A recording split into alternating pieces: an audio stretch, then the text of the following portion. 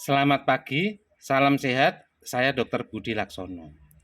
Saya ingin bicara tentang tujuan pengobatan diabetes dan hipertensi. Banyak orang yang berpikir bahwa tujuan pengobatan diabetes atau hipertensi itu adalah menurunkan kadar gula atau menurunkan tensi. Itu keliru. Karena ketika orang berpikir seperti itu, satu hari dia naiknya tinggi, bingung. Suatu hari lupa minum obat, dia bingung. Padahal tujuannya tidak seperti itu. Tujuan dari pengobatan hipertensi dan diabetes adalah untuk mencegah terjadinya stroke dan gagal jantung, ya. Jadi tujuannya untuk mencegah stroke dan gagal jantung. Kapan ini terjadi?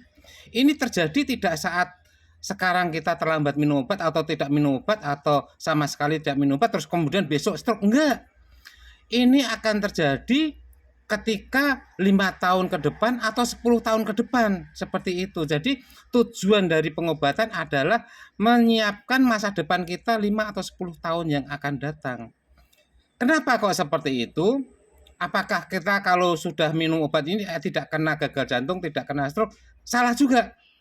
Gagal jantung atau sakit jantung atau stroke itu sudah menjadi kepastian bagi kita semuanya untuk dipanggil Tuhan. Cuma masalahnya kapan? Nah, inilah yang ingin saya jelaskan. Jadi, secara normal ya, secara normal pembuluh darah ya, pembuluh darah ini yang bagus seperti ini, tetapi lama-lama pembuluh darah itu akan mengalami penyumbatan karena adanya pertama perlukaan atau oksidasi pada pembuluh darah, kemudian di situ akan mengelupas sedikit dan kemudian akan menjadi pusat pengendapan dari gula dan lipoprotein yang lain. Ya, gula lipoprotein itu gula, lemak dan protein yang lain ya. Ini adalah pembuluh darah yang normal. Pada orang yang semakin tua, secara natural pasti akan terjadi juga penyumbatan.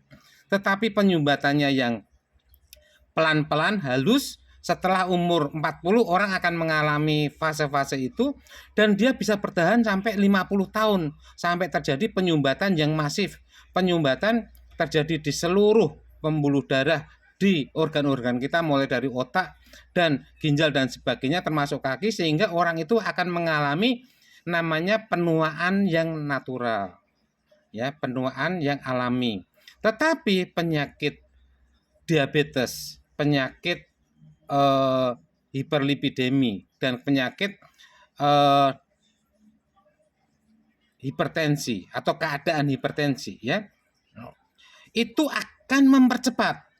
Seharusnya bisa bertahan 50 tahun kalau ini akan pembuluh darah ini akan menyempit dan kemudian organ itu akan menua secara simultan, secara pelan-pelan semuanya sehingga orang itu umur 90, 80, 90 akan mengalami penuaan dan kemudian akan meninggal secara alami, tetapi pada diabetes ini akan terjadi percepatan. Percepatan misalnya pada penyumbatan pembuluh darah terjadi percepatan pembuluh darah yang menyempit. Penyebab kenapa adalah karena gula akan bersimbiosis dengan lipoprotein membentuk endapan-endapan ini. Oleh karena itu, kalau kita berpikir bahwa untuk itu maka kita harus pengobatan dengan baik, bagus, tetapi pengobatan itu bukan untuk besok, bukan untuk minggu depan, bahkan bukan untuk tahun depan, tapi untuk 5 tahun depan. Tetapi kita harus tahu saat ini umur kita berapa. Kalau saat ini umur kita 40, 5 tahun itu berarti 45. Kalau kita umurnya 45, maka 5 tahun ke depan itu artinya 50. 50 tahun bagi orang saat ini boleh dibilang adalah orang muda, ya.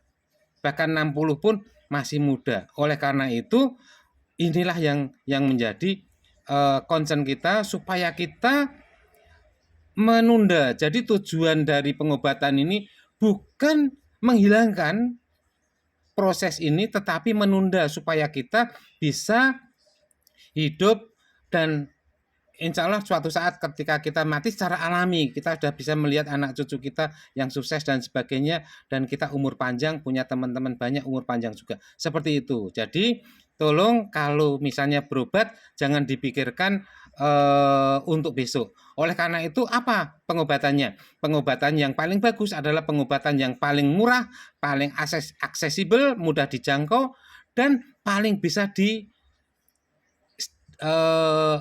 ikuti. Misalnya obatnya ada di kampung saya ya ini. Kalau obatnya mahal sekali ngambil di Jakarta tentu saja ini tidak aksesibel ya. Jadi kunci pengobatan penyakit diabetes, hipertensi dan sebagainya atau penyakit degeneratif lain adalah disiplin minum obat. Obat yang paling murah yang paling bagus, bukan obat yang paling hebat dari Amerika, bukan. Yang paling murah yang generik, yang paling bagus tetapi diminum terus-menerus, tentu saja dengan dosis yang paling sedikit, paling kecil menjadi paling besar, yang penting tidak mengganggu metabolisme kita, kenyamanan kita ya. Terima kasih. Salam sehat dari Dr. Budi.